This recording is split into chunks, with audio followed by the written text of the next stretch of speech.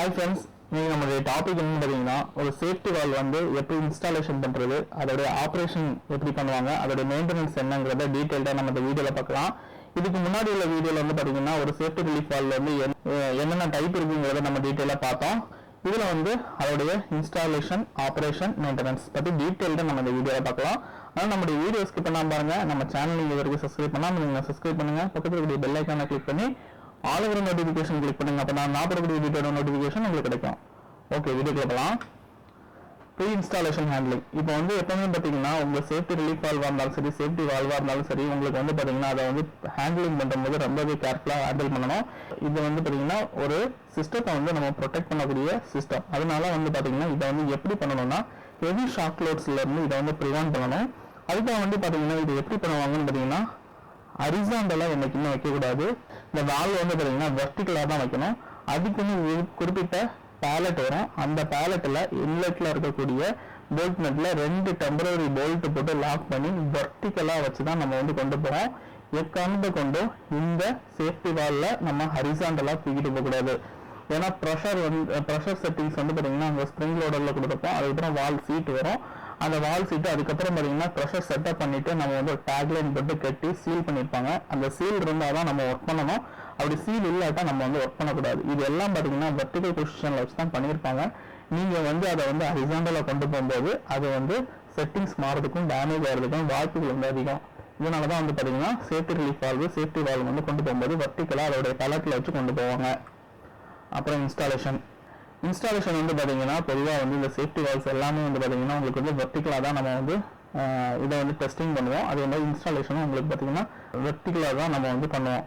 ஓகேங்களா? இதுக்கு வந்து பார்த்தீங்கன்னா எப்படின்னா இன்லெட்டு, அவுட்லெட்டு 2 இருக்கும். இந்த இன்லெட்டை வந்து ஃபர்ஸ்ட் நம்ம வந்து பிளைண்ட் பண்ணி வச்சிருந்தோம்னா அதை வந்து ரிலீஸ் பண்ணிவிட்டு அதுக்குள்ள வால்வை க்ளோஸ் பண்ணி இந்த சேஃப்டி ரிலீஃப் வால்வை ஃபஸ்ட்டு மவுண்டிங் பண்ணிவிட்டு அதில் இருக்கக்கூடிய போல்ஸை வந்து போட்டு கேஸ்கெட் போட்டு செட் பண்ணுவோம். ஃப்ளாஞ்ச் அலைன்மெண்ட் பண்ணி வைப்போம். அதுக்கப்புறம் வந்து பார்த்தீங்கன்னா அவுட்லெட்டில் இருக்கக்கூடிய ஃப்ளாஞ்சை வந்து பார்த்தீங்கன்னா இதே மாதிரி நம்ம வந்து கேஸ்கெட் போட்டு ஒரு அலைன்மெண்ட் செட் பண்ணி வச்சுப்போம். அதுக்கப்புறம் வந்து 2 ஃப்ளாஞ்சும் உங்களுக்கு ஈக்குவலாக ஆனதுக்கப்புறம் அலைன்மெண்ட்லாம் ப்ராப்பராக வந்ததுக்கப்புறம் தான் ஃபுல் டைட் வைக்கணும். பொதுவாக வந்து பார்த்தீங்கன்னா எப்போவுமே நம்ம வந்து இன்லெட் தான் வந்து பார்த்தீங்கன்னா சிஸ்டத்து கூட கனெக்டடாக இருக்கும். அதனால வந்து பார்த்தீங்கன்னா அதுக்கு என்ன ரேட்டிங்கோ அந்த ரேட்டிங்குள்ள டார்க் வேல்யூ யூஸ் பண்ணணும். இன்லெட் வந்து பார்த்தீங்கன்னா உங்களுக்கு வந்து பொதுவாக ஹையர் ரேட்டிங்கில் இருக்கும். அந்த சிஸ்டம் வந்து என்ன ரேட்டிங்கோ 1500 ரேட்டிங்னா அதுவும் 1500 ரேட்டிங்காக இருக்கும்.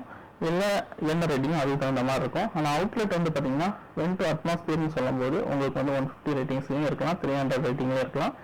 இல்லைன்னா அதர் சைடில் என்ன சிஸ்டத்தில் இருக்கோ அந்த சிஸ்டத்துடைய ப்ரெஷர் கிளாஸில் வந்து அதோடைய ஃப்ளாஞ்ச் ரேட்டிங்ஸ் இருக்கும்.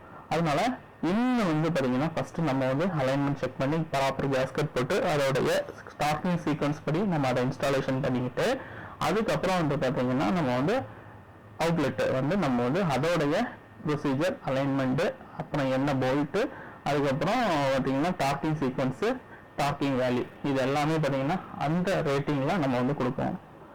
இதுதான் வந்து பார்த்தீங்கன்னா இன்ஸ்டாலேஷன்.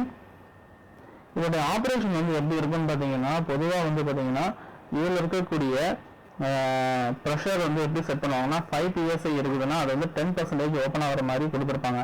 அதாவது நீங்கள் வந்து உங்களுடைய ப்ரெஷர் வந்து பார்த்தீங்கன்னா 5 PSI வந்து ரீச் ஆகும்னா அதுக்கு முன்னாடியே 4.6 4.7 வந்து செட் பாயிண்ட் கொடுத்து வால் வந்து லைட்டாக லிஃப்ட் பண்ணுற மாதிரி வச்சுருப்பாங்க. அந்த லிஃப்டிங் ஆகும்போது பார்த்தீங்கன்னா உங்களுக்கு வந்து 20 ரூபாய் ஆகும். அதுக்கப்புறம் வந்து பார்த்தீங்கன்னா 5 வந்து ரீச் ஆகும்போது டோட்டலாக அந்த வால் சீட் வந்து ஓப்பன் ஆகி உங்களுக்கு வந்து ப்ரெஷரை வந்து ரிலீஸ் பண்ணி அதை நார்மல் பொசிஷன் கொண்டு வர மாதிரி இதோடைய ஆப்ரேஷன்ஸ் வந்து இருக்கும். இது வந்து பார்த்தீங்கன்னா மெயின்டெனன்ஸ் ஆக்டிவிட்டிஸ் வந்து எப்படி பண்ணுவாங்க பார்த்தீங்கன்னா இதை வந்து நார்மலாக ஒரு ரெகுலர் பேஸில் வந்து பண்ணுவோம்.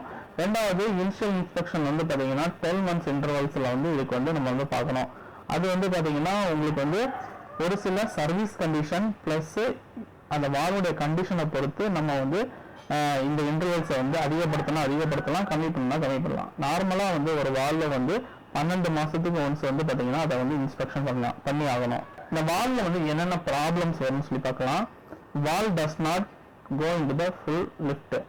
அதுக்கு வந்து என்னென்ன காரணங்களாக இருக்கும் பார்த்தீங்கன்னா upper ring position too high, foreign material trap between disc holder and guide. ஓகேங்களா? இதுக்கு கரெக்டிவ் ஆக்ஷன் என்னன்னு பார்த்தீங்கன்னா lower upper adjusted ring, disassemble valve and correct any abnormality inspection system or cleaners. இது பண்றது மூலமா அந்த ப்ராப்ளத்துல வந்து ரெக்டிஃபை பண்ணலாம். அப்புறம் வந்து failure to open at set pressure, improper combustion screw adjustmentனால இந்த ப்ராப்ளம் வருது. அந்த ஸ்க்ரூ செட் பாயிண்ட் வந்து கரெக்டா வந்து நம்ம வந்து அட்ஜஸ்ட் பண்ணி செட் பண்றது மூலமா இந்த ஃபெயிலியரை வந்து நம்ம வந்து ஓவர் கம் பண்ணலாம்.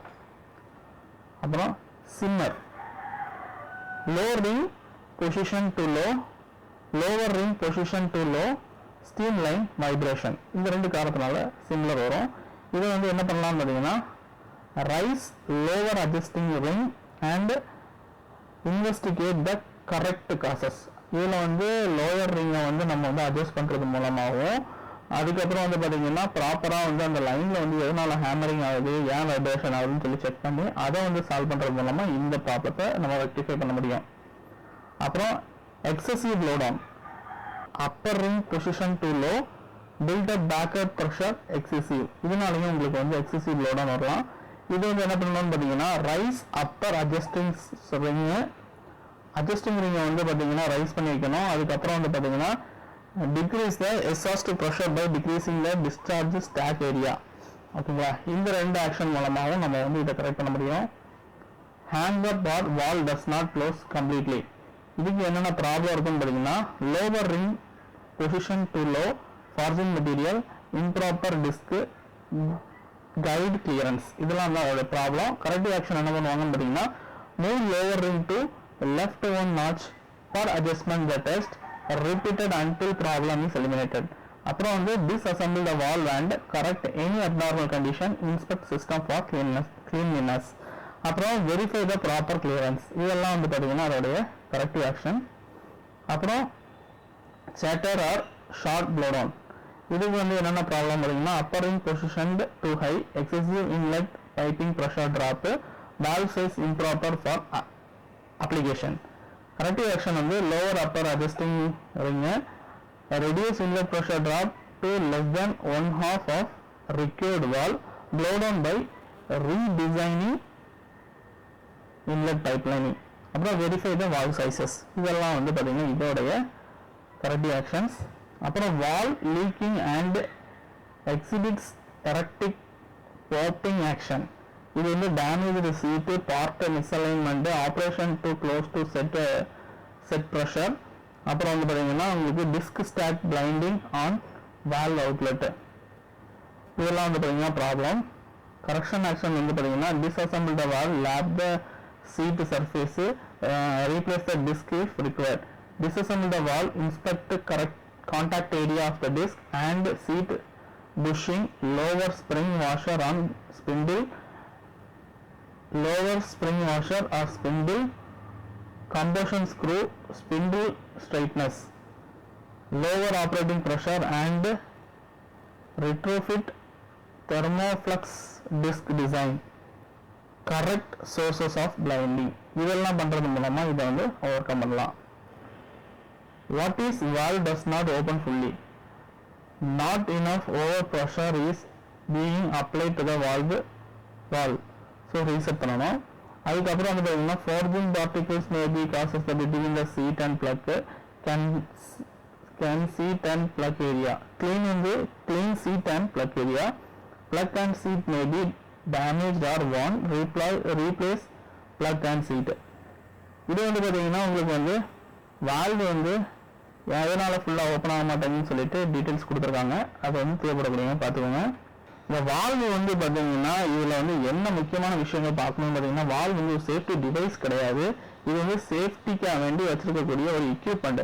இது வந்து ப்ரெஷர் பில்டப் ஆச்சுன்னா அதை வந்து ரிலீஸ் பண்ணி விடும், இதுதானே தவிர இதை வந்து ஒரு சேஃப்டியாக இதுவே சென்ஸ் பண்ணி அதை வந்து இது பண்ண மாதிரிலாம் எதுவுமே கிடையாது. அதனால வந்து பார்த்தீங்கன்னா இதில் வந்து ப்ராப்பராக நம்ம ஒர்க் பண்ணி ஆகணும். ரெண்டாவது, இந்த வால்வ் வந்து ரிமூவ் பண்ணும்போது லைனில் வந்து பார்த்தீங்கன்னா ப்ரெஷர் இல்லாமல் டீப்ரெஷரைஸ் பண்ணி தான் நம்ம வந்து பார்க்கணும். அதுக்கப்புறம் இந்த வால்வில் வந்து வேலை செய்யும்போது க்ளவுஸு கார்கிள்ஸு எல்லாம் போட்டுட்டு கம்பல்சரி நம்ம வந்து வேலை பார்க்கணும். ஓகேங்களா, இதெல்லாம் தான் மெயினான ரீசன்ஸு. ஓகே ஃப்ரெண்ட்ஸ், இந்த தகவல் வந்து உங்களுக்கு பயனுள்ளதாக இருக்குன்னு நினைக்கிறோம். மேலும் இது போன்ற தகவலுக்கு நம்மளுடைய சேனலை தொடர்ந்து பாருங்கள். நம்ம வீடியோக்கு வந்து லைக் பண்ணுங்கள், ஷேர் பண்ணுங்கள், கமெண்ட் பண்ணுங்கள். நம்மளுடைய சேனல் நீங்கள் வரைக்கும் சப்ஸ்கிரைப் பண்ணாமல் பார்த்துருந்தீங்க, சப்ஸ்கிரைப் பண்ணுங்கள். பக்கத்தில் கூடிய பெல் ஐக்கானை கிளிக் பண்ணி ஆளுங்கிற நோட்டிஃபிகேஷனை கிளிக் பண்ணுங்கள். அப்போ தான் நான் போடக்கூடிய வீடியோ நோட்டிஃபிகேஷன் வரும். வேற ஒரு வீடியோலாம் நம்ம சந்திக்கலாம். தேங்க்யூ.